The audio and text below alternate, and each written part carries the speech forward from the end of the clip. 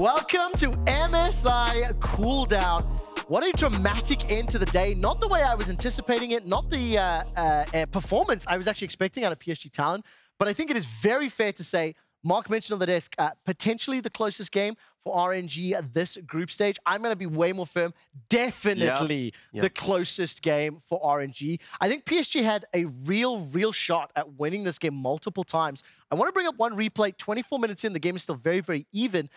The fourth dragon or the third dragon gets started. RNG kind of get a little bit of damage to start the fight off, but ultimately Bin gets picked off. Yeah, a fantastic initial pick onto Wei that forces him to use all of his abilities, all his cooldowns, and then Bin joins the fight. But I just feel like the burden of execution on RNG in these team fights is so much higher. But also, PSG expertly play this, grouping together, focusing one target at a time. Yeah, and the experience that PSG has now playing against RNG is starting to pay off because they knew where RNG was camping out in the bush. Yeah. And so I think Leona's engage was such a smart way of getting in there. And also the Vladimir, great way to scale up in these fights. I love that read. Talking about, because just moments before that fight started, the two teams lined up in the darkness. I actually was screaming backstage, don't move, just wait for like a minute. It would be so funny. Yes. Obviously not. They're playing to win the game, right?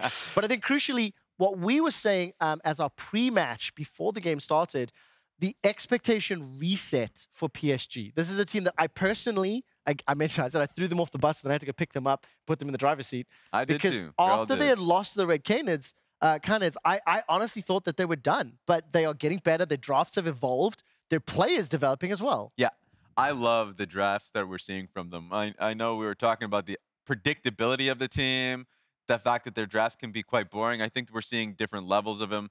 The Lissandra and Misfortune, I think, were really good. First Lissandra of the tournament as well, and it worked relatively well. Orcs, I want to come to you because after that Dragon fight, I actually was hyping PSG. I was like, I want them to win. I want to see them pick this up. You know, it would be bad things for the Brazilians, of course. But then the Baron moment happens, and every LPL caster in the green room just went, we win those. They were so smug. But tell me why we win those. Wei has been so good on the smite. Obviously, any situation when it comes down to this is not a calculated situation, but Wei has so consistently brought games back from the brink in our playoffs against top esports, so they played it in the finals, able to steal away those Barons. I can't count how many times I've tuned into your guys' broadcast in the LPL, and it's just like, oh, it's another Baron steal. It's like objective steal after. I think there was a series in which it was just like every objective was being stolen. Yeah, well, I mean, for the group stage, if I'm a side, that might be the biggest Baron steal. For us, it's just another day in the week. Yeah. Oh my goodness. I think for us, it was a Tuesday. For us, it's a Tuesday. There we go. I do think that was very well framed. Ultimately, RNG pick up the win. They do win all 3 games now today. They will have 3 more to play tomorrow. Before we move on, and before we do talk about some of the other teams, both in the group as well as some of the standings, I want to change the tone just for a minute. So if you'll join me on this brief journey, I want to ask everybody at home, but explicitly my 2 analysts, who's your favorite Spider-Man performer from the films? Now, I want to clarify this. I want to know which actor played Spider-Man the best. Tobey Maguire, Andrew Garfield, or Tom Holland? Let's ignore the quality of the films. I don't care what you think about the film itself. I want to know who was the best Spider-Man. And I promise I'll bring this back to League of Legends in a second.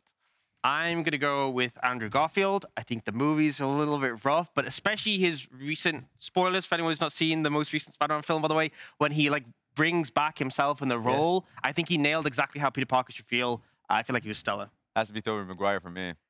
Why? For me, Tobey Maguire was like, he was that nerd that like had, that when he got bit, had the ability to use the spider techniques and all. And I think for me... Yeah, but he had the weird like birthmark that was the physical... That was pretty weird. That was pretty weird. I want to know, what do you have to eat to make that? Like, do you have to eat protein powder or something? It's weird. A little bit. I'm going to go on the record here and I'm going to make it like a fact. Orcs is right. Our producer said Tom Holland. Kevin is so wrong. Kevin is so freaking wrong, right? He went Tom Holland. And for everybody out there who does not think Andrew Garfield is the right answer, fight me at QuickShot on Twitter. You're wrong. You're going to get a lot. Are you asking, like, what is this all about, Trev? Why? Well, I'm going to tell you why. Because the very first pentakill that we saw was the Tobey Maguire non-canon, non-MCU. We even get some Spider-Man performances from the players. But the reason I'm making a bit of a joke about this is the fact that Gala manages to pick up 2 pentakills in this tournament, one of which is official, one of which is not. One of them is no longer canon, but both of them against the Red Canids. So now I'm going to ask you, okay, which of the pentakills is better? The canon or the updated MCU one? So let's play the first pentakill back for you. Let's do this. This is going to be on the Lucian. Obviously, this game no longer counts. Raz, Talk me through this and tell me why the Tobey Maguire version is your favorite. I'm a little concerned about this one because Ming is always going to give him the movement speed boost, and I mean also the W on Lucian will allow him.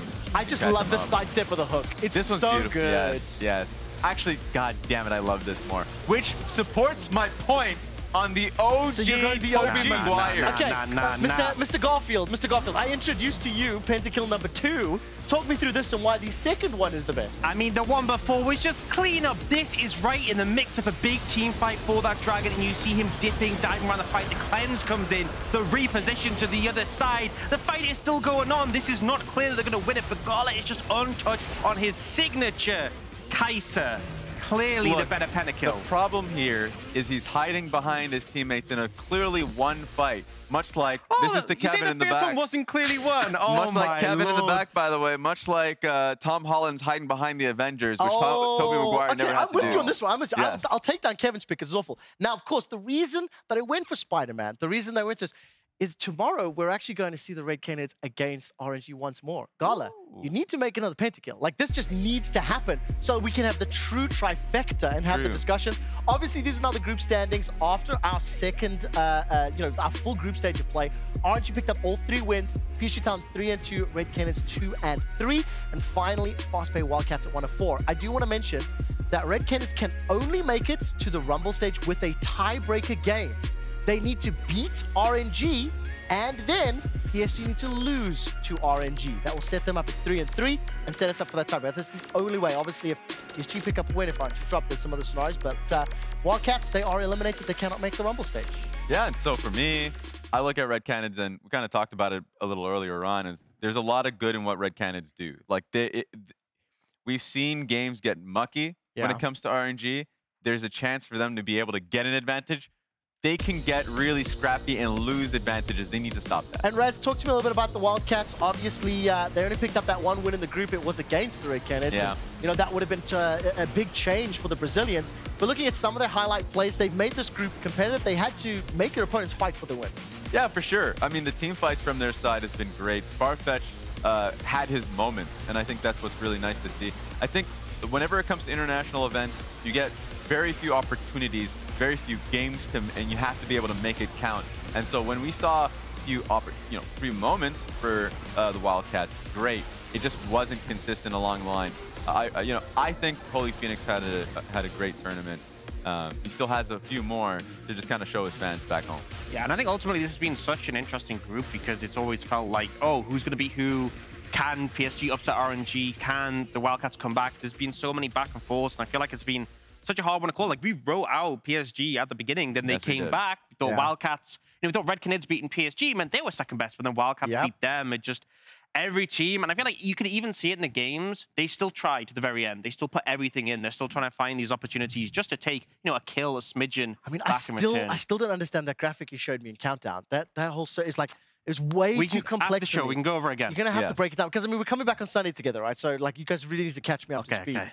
Talking about tomorrow, though, Steve let's take a look Fargan. at the schedule. I have 2 schedules for you. First and foremost, the first 6 originally planned games will feature all 3 teams from Group C. So take a moment to digest this. We open. Evil Geniuses taking on G2 Esports. They will then face off again in game number 4. Obviously, 2 of these 3 teams will advance. Now, due to the update that we had today with regards to the games that RNG played, there will be 3 additional games after this that will be following the games from Group B. So that's game 7, 8, and 9. Please take a note of that. It's going to be a very, very long day tomorrow, but a very exciting one. And we should be seeing exactly who's going to be qualifying to that Rumble stage. And I'm going to take a moment now to ask my analysts, as we're not going to be on the show tomorrow, so we can be as brazen as we want. Okay. How likely is Order to upset Evil Geniuses and make it to the Rumble Never stage? gonna happen. Whoa, that bold? Yeah. I Right, don't know about Orcs? never. I think EG should be looking to comfortably take second in that group. Yes. But I don't know about never, right? I feel like How is it going to happen if it does happen from Order's side? Kevy's going to bring out a banger performance on something like the Evelyn. That is true. And then it's all in one day, right? EG could get frazzled. It's happened Frazzled? before. That's a great word. I like frazzled. Can we take a look at the group standings very quickly? Because I want to continue this discussion on Group C. And I think it is very crucial to call out that obviously G2 and EG are the heavy favorites. I personally think both G2 and EG will drop a game to order. I think it will happen tomorrow. It's a long day. There are many games. I would love for G2 to go 8-0. I just don't think there's any world in which it's going to happen. I think it would. I'm pretty confident with how G2 is able to play. I think there is, of course, that one aberration they made around Baron, but like that was just that one aberration. From Order side, if they would be the ones taking a win versus Evil Geniuses, I look towards BioPanther actually. As a person who, if he's on his Scion pick or something like that, is on all the time thinking about how to pick up an advantageous fight. Back in domestic play, I remember him constantly looking mid, finding picks whenever possible, and grouping up at all times, and just playing through 1 or 2 lanes and keeping it simple. And I think that is the key. Or, you know, we saw earlier on in this tournament, Kevy's Karthus. So you can either look to outscale or look to bring one of these teams into the mud. Any additional thoughts on the group?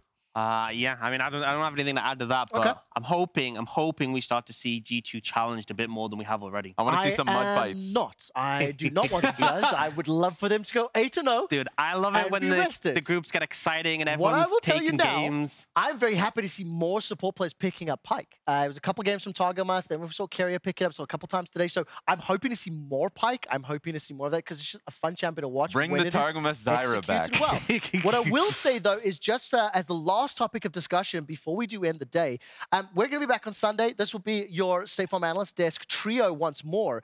T1 should not drop a game. They should take that. Yes. Yeah. I do not believe Team Ace will win a game either. So I'm putting them in 4th, 0-6. That's fair.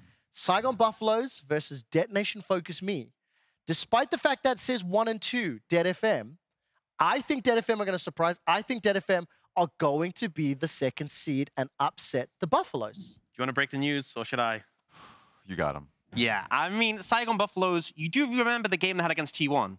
You do realize what they did to the best bot lane in the world, as everyone has Gumayusi and described them. Carrier were not focusing. That Oh, was not yeah, Shogun. yeah, They were warming up. Like, come on. Now I know why you're in red. Okay. I'm just saying right now. But why is it exactly that you think Buffalo have the favorite or the edge over Dead FM when we look at the whole day? I think what we've seen from Saigon Buffaloes has been excellent. Their return to the international scene. This region in general has been a very fast-paced region, and they've delivered that in their games. They're aggressive. They set the pace of play, and I love to see that. And specifically Shogun. The fact that when we saw him on game 1 and what he did to Gumayusi and Carrier, I was like, okay, you know, him and Taki, that's you have one. But then came back on his Lucian Nami performance where I got to give credit to Nami, of course, but it felt like a 1v9 performance to get his team that game. So there's star power there that we didn't expect. And I feel like that's what's going to win them out. Okay, so then let's expand this a little bit more. I think when I watch the T1 games, I think they're playing comfortable. Right? Yes. Like there's an element of looseness, maybe, especially some of those early games, right? I mean, making jokes about Gumayusi and Carrier in that very first game, the Vi pick, it's so covered right now. Do you think they'll drop a game? And if you do, which team is more likely to pick it up, the Buffaloes or the Dead FMs? I feel that if any team's going to take it, it's going to be Saigon Buffalo, because I think T1, sorry, set a really fast pace in the early game, and then they're very good at setting up wave states to dive. If you don't contest them in the early game, you'll just fall too far behind. But I don't think it's going to happen. I think it's unlikely, but that's who I'm putting my bet with. The one thing that pissed me off with Saigon Buffalo when they went up against T1 was that when they had that huge advantage, they did nothing with their bot lane. They didn't dive with their bot lane. They didn't move bot lane for a Herald. They lost everything when their bot lane was as strong as possible. I think they would have learned from that. So while I would still give T1 the perfect run in this group, that's the key for Buffalo, is to look back on that VOD and say, hey, I'm mad. I was super fed, and we really didn't get to use me. They should be able to rectify that next time. One last question for you, Raz and Orcs, before we do wrap up and look ahead. For Team Ace, part of the reason that I anticipate them to have such difficulties is as a team, they were in a group where almost every other team was both faster, quicker, and more effective in the early game. Stylistic mismatches were just not in their favor, and we saw that, demonstrated. Team Ace have had a little bit of time, a day and a half, if that, right? Do you think they'll be able to come in with a refreshed perspective, fresh look, and maybe slightly different approach to the game because they can play spoiler to both our respective Detonation Focus Me's and Buffaloes? I think so. Even seeing Dimitri's Twitter post talking about when they went up against T1 and how infuriating that game would have felt, right? He felt like he's in his words, like humiliated. Yeah. When you watch those games, you feel that fire because the community's behind you, and they want you to just show your best performance regardless of if you feel like you're out or not, right? So I would expect them to come in with their game plan that they felt successful with domestically and to just play as well as they can together. So I have faith. I think that they can take a game off of Detonation, Focus Me, and Saigon Buffaloes to make this a more interesting group. And ultimately, I feel like they can be inspired a bit by PSG today, because I remember talking to Lyric about this in the regular season of the LPL. There were tons of upsets, and most of the upsets were teams who picked Jinx and had easy team fighting comps. Got it. Make the comp easy, ease of execution. Kiss. Keep it simple, stupid. There we go! Yeah, and then if you keep it simple, if other teams are trying to do things a bit more experimental, a bit more complicated, you just go, right, we're going to 5v5, all of us press our R buttons at the same time, boom. I think what I'm going to have to do is change that last word. I think it's a bit too rude, a bit too aggressive. Maybe that works for us backstage. You know, but keep it simple, Sion. Keep it simple, Soraka. Keep it simple, silly. Keep it simple, silly. Keep it simple, silly. Silly's nice. On that note, I will say goodbye. Thank you so much from everybody here at MSI 2022. We got a long day planned ahead tomorrow. Don't forget, starting earlier time, 9 games. We'll see you there. Keep it